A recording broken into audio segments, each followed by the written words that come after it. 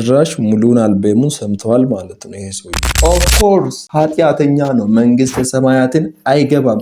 ምክንያት በየትራኮቹ መካከል ያሉ መልእክቶችን ሲሰሙ ወንጌል ናቸው። በመዝሙሮቹ በጣም ወንጌልን የሰበከ ሰላም እንዴት ናችሁ? ውድ የግሩብ ለማ ዩቲዩብ ቻናል ቤተሰቦች በያላችሁበት ሰላማችሁ ይብዛልኝ። ዛሬም በአዲስ ቪዲዮ መጥቻለሁ። ለዚህ ቻናል አዲስ ከሆናችሁ ሰብስክራይብ በማድረግ ቤተሰብ መሆን በፍጹም እንዳትረሱ። እስከ መጨረሻ አብራችሁ ቆዩ። በዚህ ዙሪያ እውነት ለመናገር መስራት አልፈለኩኝም። እንደዚህ የሚንጫጫ ነገር ብዙም አይመቸኝም እና ባለፈው የተለቀቀው የቴዲ አፍሮ የዘፈን አልበም ብዙዎችንም እያነጋገረ ነው። በዛሬው ዕለትም እንግዲህ ደግሞ በፕሮቴስታንት እምነት ዘንድ ተወዳጅ የሆነ ዘማሪ አለ። እሱም ዘማሪ ደረጀ ከበደ በዛሬው ዕለት ቴዲ አፍሮ ትክክል ነው ያደረገው፣ ምንም አላጠፋም፣ እንደውም ወንጌልን ነው የሰበከው የሚል በጣም አሳፋሪ ንግግር ሲናገር አይቼዋለሁ። እስኪ ከራሱ አንደበት የተናገረውን ነገር እንስማና ከዛ በኋላ እኔም ሐሳብ እሰጣለሁ፣ እናንተም ሐሳባችሁን ትሰጣላችሁ። አብይ አህመድ ያቋቋመው ካውንስል ምናምን የሚሉት የፕሮቴስታንትና ጴንጤቆስጤዎችን አይ ቲንክ ካቶሊክ የሚኖርበት አላውቅም። አሁን ምንድነው ስራው? ይሄ የጴንጤው ህዝብ ፕሮቴስታንቱ በአብይ ላይ እንዳያምጽ መስራት ነው ዋና ተልእኮ። የወንጌሉን ነገር ፎርጌት። የህዝብን ኮዝ ሶሻል ጀስቲስን ፕራዮሪቲው አድርጎ የተነሳ ሰው ነው። ይሄ ዘፋኝ ነው ብሎ በእውነት ቴዲ አፍሮ ዘፋኝ ነው ብሎ ቴዲ አፍሮን መወሰን ፌር አይደለም። በየአልበሙ ያሉትን መልእክቶች ደግሞ ስትሰሙ ወንጌል ናቸው። ወንጌል ማለት ያ ጭራሽ ወንጌል ነው አለ ደገመው። በየትራኮቹ መካከል ያሉ መልእክቶችን ሲሰሙ ወንጌል ናቸው ነው። ጭራሽ ሙሉን አልበሙን ሰምተዋል ማለት ነው ይሄ ሰውዬ። እሱ ብቻ አይደለም ወንጌልን ነው የሰበከው። እንዴት አንድ ዘፋኝ በዘፈን ወንጌልን ሊሰብክ ይችላል? ወንጌልን የተረዳንበት መንገድ እንዴት ነው? ቆይ እናንተም እስኪ በዚህ ጉዳይ እያስቀመጣችሁ ኮመንት። ወንጌል ምንድን ነው? ወንጌል እኮ የምስራች ነው። ወንጌል ስለ ልጁ ነው፣ ስለ ኢየሱስ ክርስቶስ። ወንጌል ማለት ኢየሱስ ክርስቶስ ነው። ኢየሱስ ክርስቶስ ደግሞ ፍቅር ነው። ፍቅር ማለት የዚህ ዓለም ዘፋኞች ፍቅር እያሉት የሚጫወቱት እቃቃ አይደለም። የኢየሱስ ፍቅር የአጋፔ ፍቅር ነው። ይሄ ማለት ደግሞ ላልተገባው የሚደረግ ቸርነት ማለት ነው። ለምሳሌ እኔ አንድን ሰው ቢጠላው ቢገፋው የሆነን ነገር ባደርገው በዛ ፈንታ የሚገባኝ ወይ ቅጣት ወይ የሆነ ነገር ሆኖ ያለ እሱ ሰው ሲወደኝና የሆነ ነገር ሲያደርገኝ ማለት ነው። ወንጌል የሚባለው ይሄ ነው፣ የምስራች እንጂ ዘፋኞች እንደሚሉት አይደለም። እና አፉን ሞልቶ ይሄ ዘማሪ እንግዲህ ከዚህ በፊት በብዙ በመዝሙሮቹ የተባረክንበት ሰው ነው። በመዝሙሮቹ በጣም ወንጌልን የሰበከ ሰው ነው። አሁን ላይ ደግሞ በዘፈን ከሚያስተላልፉት እነ ቴዲ እነ መሰሎቹ በዘፈን ከሚያስተላልፉት መልእክት ያልተናነሰ መልእክት ከዘማሪ ደረጃ አፍ የሰማን ነው ያለን። ይህ ሰው እንግዲህ ከዚህም በፊት በተፈጠረ ጦርነት ላይ የተናገረውን ነገር ታስታውሳላችሁ። አሁንም ላይ ደግሞ ጭራሽ ዘፈን ትክክል ነው፣ ቴዲ አፍሮን እንደ ዘፋኝ ማየት ትክክል አይደለም ነው እያለ ያለ። ዘፈን ስለ ሀገርም ዝፈን፣ ስለና ስለ አባትም ስለ ፍቅረኛ ዘፈን ነው። ከጥልቁ የሚመጣ መልእክት ነው ማለት ነው። ምላስ ሁሉ ለእግዚአብሔር አብ ክብር፣ ኢየሱስ ጌታ ነው ብቻ ይበል ነው የተባለው። ጭራሽ ሙሉን አልበሙን ሰምቶ በየትራኮቹ መካከል ያሉ መልእክቶች ጭራሽ ወንጌል ናቸዋል። እና ወዴት እየሄድን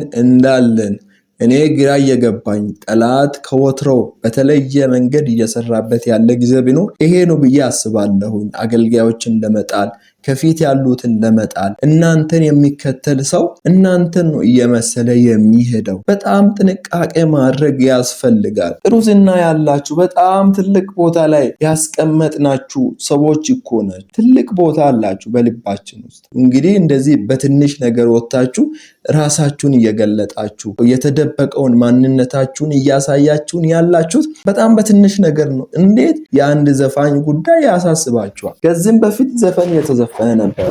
ከዚህም በፊት እንደዚህ ዘፍኖ ነበረ፣ ሌላም እየዘፈነ ነው። ቴዲ ስለዘፈነ ዘፈን ኃጢአት ነው፣ ቴዲ ስላዘፈነ ደግሞ ዘፈን ኃጢአት አይደለም ብሎ ሸፋፍነው መደበቅና አሁን ቴዲ ወጥቶ እንትን ስላለ ቴዲ ኃጢአተኛ ነው፣ ቴዲ እንደዚህ አድርጓል። ኦፍ ኮርስ ኃጢአተኛ ነው፣ መንግስተ ሰማያትን አይገባም።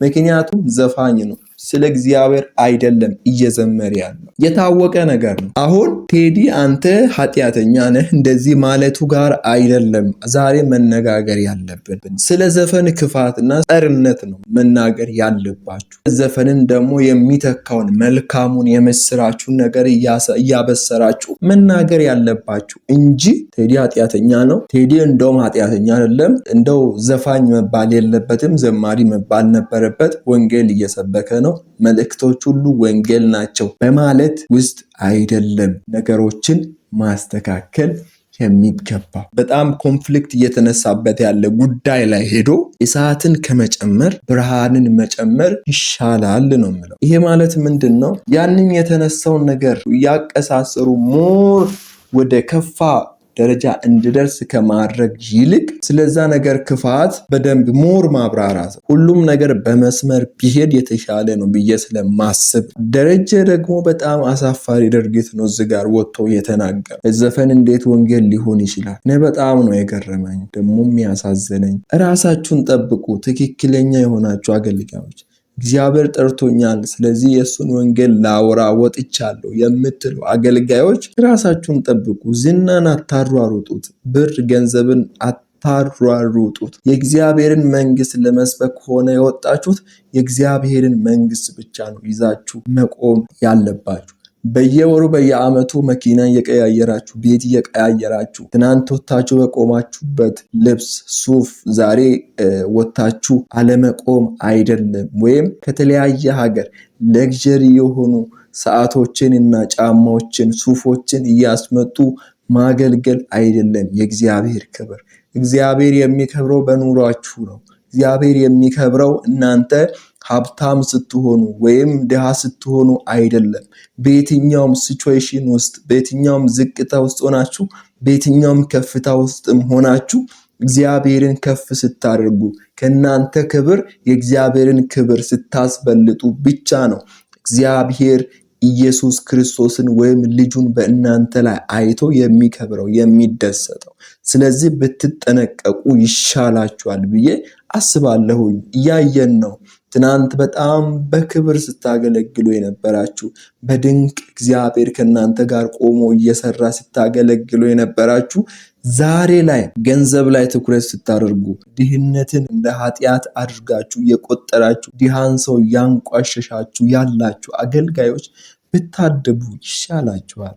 በጣም እያዘንኩኝ ነው። በዚህ ዙሪያ እውነት ለመናገር ቪዲዮ መስራት አልፈለግኩኝም ነበር። ዝም ብሎ ማለፍም ስለከበደኝ ነው ይህንን ቪዲዮ እየሰራሁኝ ያለሁትና ብትጠነቀቁና ብታርፉ ይሻላችኋል። ዘማሪ ደረጀ ከበደም ከዚህ ድርጊት ብትቆጠብ ንስሐ ገብተህ ብትመለስ ይሻልሃል። እንደ ታናሽ ወንድም ወይም እንደ ልጅ ይህንን ምክር እሰጥሃለሁ፣ እለግሳለሁ። ደግሞ በጣም ነው የሚወድ እግዚአብሔር ደግሞ እንደገና ሊቀበልህ እጁን ዘርግቶ መች ይመጣል ልጄ፣ መች ይመጣ ይሁን፣ መች ፊቱን ወደ እኔ ያዘነብል ይሁን፣ መች ያንን የከፈልኩለትን ዋጋ ያስታውስ ይሁን እያለ እየጠበቀ ነው። ስለዚህ ብትመለስ ይሻላል። ደግሞም በሶሻል ሚዲያ ላይ ወጣችሁ ተራ በሆነ ጫጫታን እንደ አጀንዳ አውርታችሁ ታዋቂነትን ከፍ ለማድረግ እየሞከራችሁ ያላችሁ ሰዎች እና አገልጋዮች ነቢያት ነን ያላችሁ፣ እኛ እንግዲህ የምናውቀው ነቢያት ነን ብላችሁ ስትወጡ እንጂ ማን ነቢያት አድርጎ እንደሾማችሁ አናቅም። እግዚአብሔር ነው የሚያውቀውና ብታርፉ ይሻላችኋል። እግዚአብሔር ደግሞ የምህረት ደጁን ከፍቶ እየጠበቃችሁ ነው። በጣም ወዳችኋለሁ ቤተሰብ። እንግዲህ ለዛሬ ያስኩት ቪዲዮ ይሄንን ይመስል ነበር። በቀጣይ በሌላ ቪዲዮ እመጣለሁ። ይሄንን ቪዲዮ ከተመቻችሁ ላይክ ማድረግ አትርሱ። እንግዲህ ሐሳብ አስተያየት ከስር ማስቀመጥ እንዳትረሱ። ይሄንን ቪዲዮ መስራት አልፈለኩም፣ ያው ሃይማኖተኛ አይደለሁም። እንደ አንድ ሃይማኖት ተከታይ ደግሞ ይሄንን መስራት ግዴታ ስለሆነብኝ ነው እየሰራሁኝ ያለሁትና ለዚህ ቻናል አዲስ ከሆናችሁ ሰብስክራይብ ማድረግ እንዳትረሱ። በቀጣይ እንገናኛለን።